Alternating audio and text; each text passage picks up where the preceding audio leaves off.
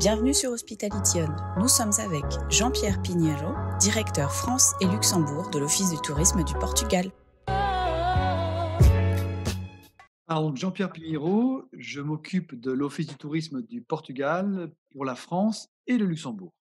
D'accord. Et quel a été votre parcours pour arriver jusque-là?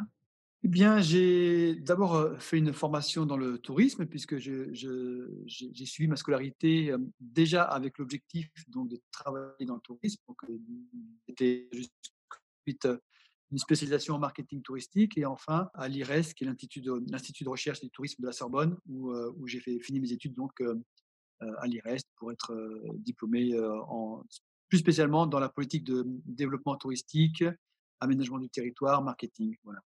Et ensuite, donc, j'ai eu un parcours qui est passé par le privé, notamment par de l'hôtellerie un petit peu, les logis de France, notamment j'ai travaillé pour la Fédération des logis de France à Paris. Et je suis très vite rentré à l'Office du tourisme du Portugal, puisque ça fait maintenant 20 ans que j'y suis. Mais ça fait qu'une petite dizaine d'années que j'ai pris la direction donc de l'office. Vous avez été la première destination à lancer une charte d'engagement sanitaire. Est-ce que vous pouvez nous expliquer la genèse de cette démarche? Oui, en fait, nous sommes rendus compte très vite que l'une des notions, fondamentales pour aider à la reprise du tourisme, au Portugal et aussi un peu partout, ailleurs, hein, puisque, je fais référence ici aux études qui ont été lancées pendant le confinement auprès des consommateurs. Eh bien, la notion de sécurité sanitaire revenait vraiment en premier plan. Donc, nous avons vite compris qu'il était très important, urgent, de préparer la destination de sorte à ce que les clients se sentent rassurés et puissent revenir le plus tôt possible. Donc, nous avons travaillé très, très rapidement avec les hôtels, notamment, et les premiers concernés. Ensuite, avec les restaurants, les cafés et les différents secteurs d'activité, et notamment les entreprises d'animation touristique, les musées, etc. En lançant ce label Clean and Safe. Mais surtout, lancer un label, c'est une chose, mais on a vraiment travaillé sur le fond pour qu'il y ait une charte, des critères très spécifiques qui ont été d'ailleurs définis en accord avec les autorités sanitaires portugaises et notamment reprenant aussi ce que l'OMS préconisait plus globalement. Et donc, nous avons fait cette campagne donc, de sensibilisation auprès, dans un premier temps, des professionnels, donc des hôteliers, des restaurateurs, des cafés, etc. Et nous avons été donc capables de lancer le label assez tôt et effectivement, nous avons été les premiers à le faire. Et aujourd'hui, nous avons plus de 10 000 entreprises, entités qui ont adhéré à ce label. Donc, c'est un succès et ça passe un message important sur la destination et sur le fait qu'on est disponible, que l'on est prêt et que toutes les mesures sont prises en compte pour recevoir à nouveau les touristes en toute sécurité. Vous avez dit 10 000 entreprises du secteur inscrites dans cette démarche de labellisation. Sur combien à peu près de professionnels au Portugal? Alors aujourd'hui, sur l'ensemble du secteur concerné, principalement donc l'hôtellerie, et puis aussi les entreprises d'animation touristique, les musées, et cetera, on est à au moins 70 donc de l'offre qui est d'ores et déjà, qui suit d'ores et déjà ce programme. D'accord, donc ça montre bien que ce travail de concertation qui a été fait en amont fait que quand on déploie le dispositif, les gens y adhèrent et font avancer tout ça.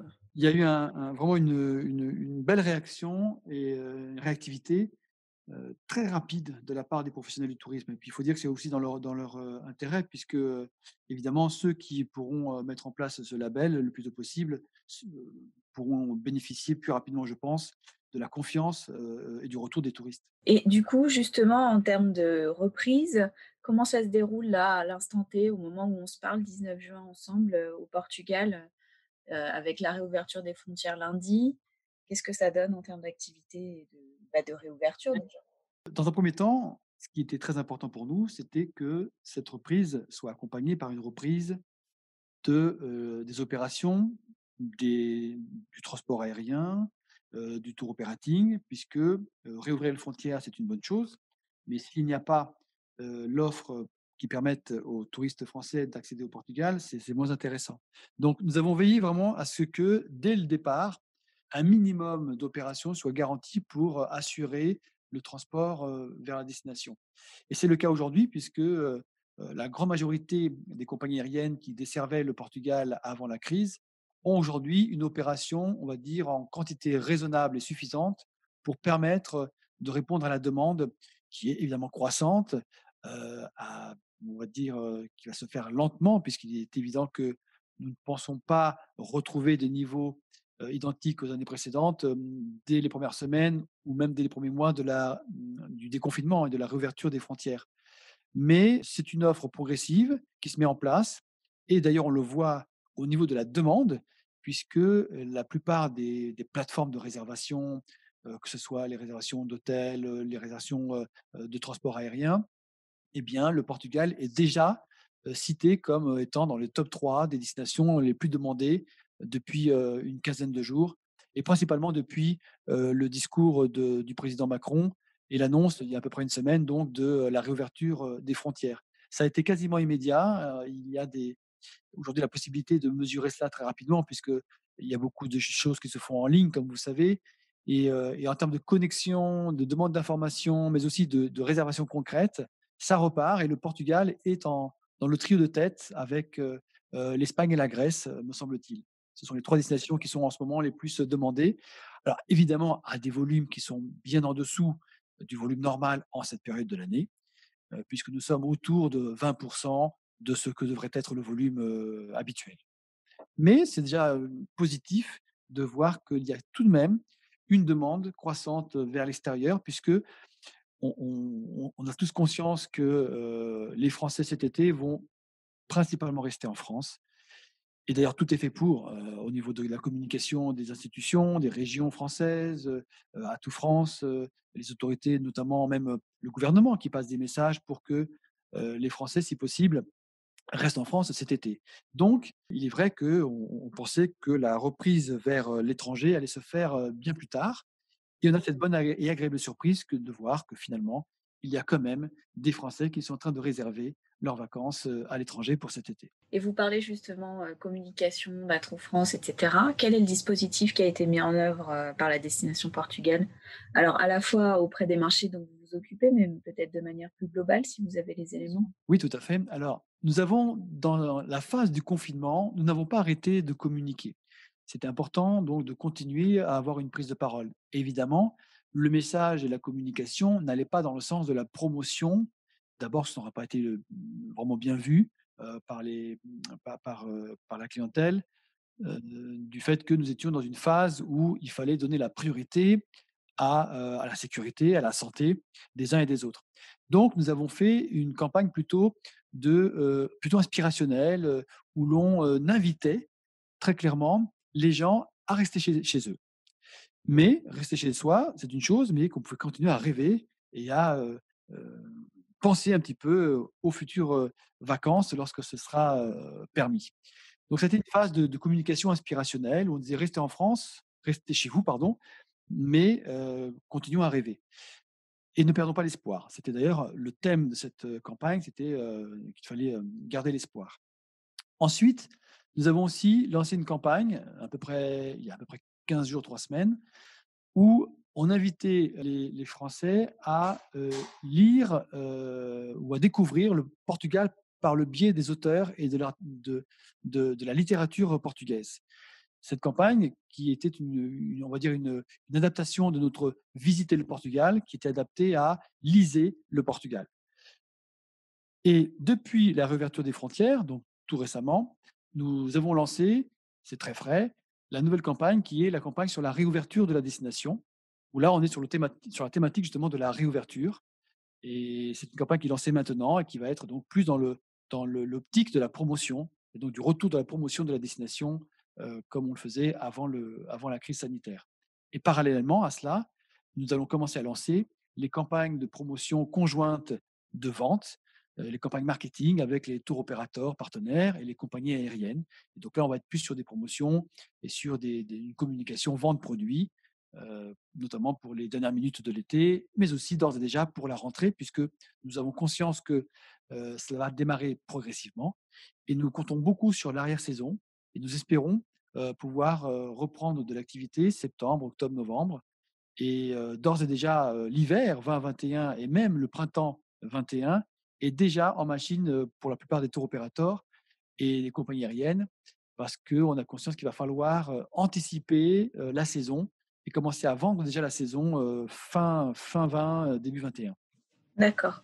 En termes de budget, ça représente quoi ce déploiement, Globalement, le budget pour, sur le marché français, entre la campagne institutionnelle, les campagnes co-brandées avec les tours opérateurs et les compagnies aériennes, on est autour à peu près de 2 millions d'euros. Je précise bien, c'est à la fois les campagnes institutionnelles qui sont essentiellement d'ailleurs sur les réseaux sociaux, sur le digital, et les campagnes co-brandées qui elles sont beaucoup plus, diversifiées en termes de type de support, puisque là, ça dépend aussi de la politique de nos partenaires.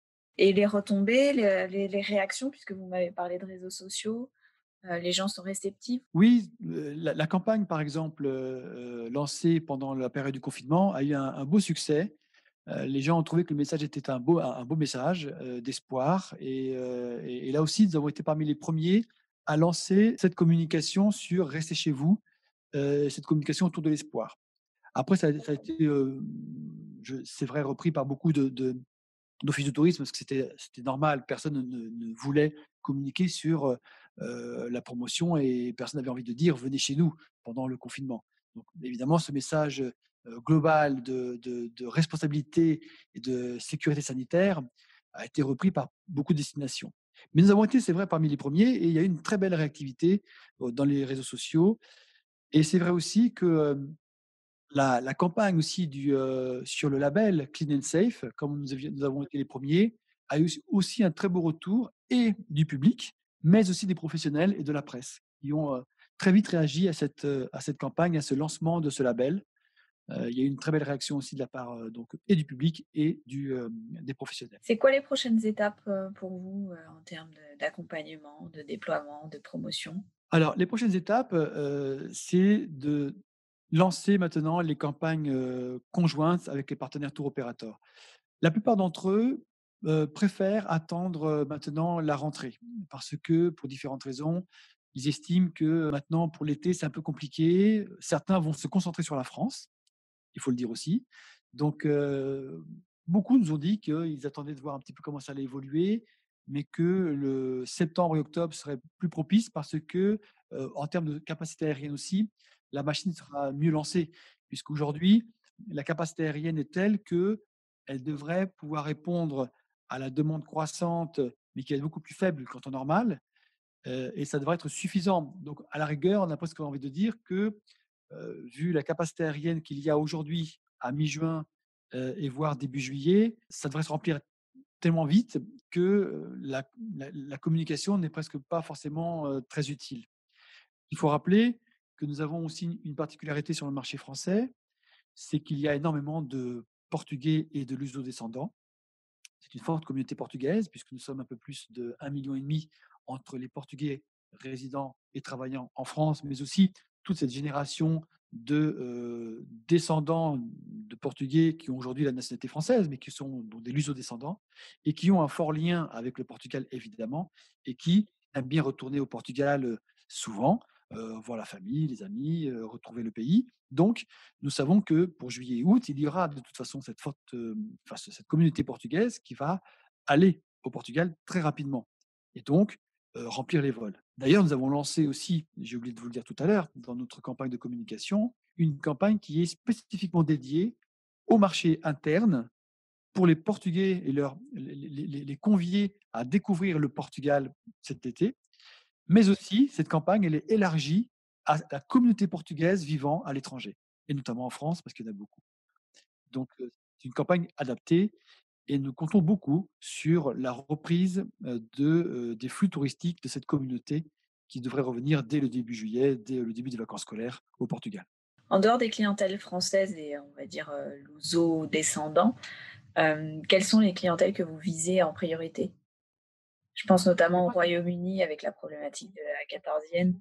Oui, alors les principaux marchés sont, par ordre, l'Espagne. L'Espagne est notre premier marché en termes de volume de touristes, vers le Portugal puisque c'est le voisin. L'Angleterre vient juste après. Ils sont quand même, plus de 4 millions de visiteurs par an au Portugal. C'est un marché très important pour nous Et juste après, derrière, l'Angleterre, vient la France. La France, avec 3,2 millions de Français chaque année, qui est juste devant, le marché allemand, qui vient juste derrière avec un petit peu moins de 3 millions. Donc ce sont là, vous voyez, les principaux marchés, marché espagnol, marché anglais, marché allemand, marché français. Donc ça, c'est vraiment la partie la plus importante de notre marché du secteur du tourisme au Portugal. Évidemment que pour les marchés, anglais, il y a cette, problématique, de réouverture des frontières, de quarantaine et cetera. Donc c'est l'inconnu. Honnêtement, nous ne savons pas encore comment va réagir la clientèle britannique. Nous pensons que la clientèle française, espagnole et allemande reviendra plus rapidement en nombre que l'anglaise, mais peut-être que l'on se trompe, et je l'espère, on verra bien, mais c'est l'inconnu. Nous sommes persuadés que la clientèle, city break, court séjour, couple, reviendra plus rapidement, plus facilement, au Portugal. Les familles, c'est un petit peu l'inconnu pour l'instant. Les familles, qui sont très fortement liées forcément à la période de vacances scolaires. Il est fort probable que les familles, ne reviennent pas en nombre cet été et qu'elles restent plus en France, pour des raisons de sécurité ou pour des raisons aussi de retrouvailles de la famille. Les études, tendent à démontrer que les Français vont vouloir rester en France et cet été et à retrouver les familles après cette période de confinement, cette période difficile. Donc, je pense qu'on les reverra beaucoup plus tard, peut-être, aux vacances, de la Toussaint et plus tard vers les vacances d'hiver. En revanche, les groupes de tourisme d'affaires, c'est segmenté, c'est-à-dire que le tourisme d'affaires pur, on ne le retrouvera pas tout de suite, mais les segments voyage d'affaires devraient reprendre très vite parce que les gens ont besoin d'aller retrouver les fournisseurs, d'aller voir les prestataires. Les seniors, c'est pareil, le tourisme senior, les groupes reviendront beaucoup plus tard dans l'année. Tous les spécialistes du secteur nous disent que il est probable que l'on ne reverra pas les groupes seniors avant la fin de l'année. Donc voilà, ça va être segmenté et par phase. Donc, dans un premier temps, essentiellement, les couples, les short breaks, un petit peu les familles en période scolaire, et plus tard, effectivement, les groupes des seniors, et puis les voyages scolaires aussi, qui ont été complètement arrêtés, évidemment, depuis le mois de mars. Donc, c'est aussi l'inconnu pour septembre, parce qu'il est probable que les académies et que les écoles ferment complètement les voyages de groupe scolaires à l'étranger jusqu'à la fin de l'année. Pour toute information et sur la situation sanitaire, les conditions aux aéroports, etc., euh, que l'on n'hésite pas à aller voir sur le site Visite Portugal, notre site officiel, visiteportugal.com, car l'actualité, enfin l'information est à jour. Et rappelez aussi, c'est important, qu'il n'y a pas aux frontières continentales, à l'arrivée aux frontières espagnoles, si c'est par voie terrestre ou par les aéroports Lisbonne, Porto, Faro, il n'y a aucune restriction en termes d'obligation de test. Il n'y a pas de test à l'arrivée. C'est tout à fait libre. Là, enfin, je veux dire, il n'y a pas de restriction à ce niveau-là. C'est important de le signaler parce qu'il y a quelques frontières, quelques pays qui demandent encore qu'il y ait des tests aux frontières. Le Portugal attend avec impatience, plein de nombreux visiteurs. Exactement.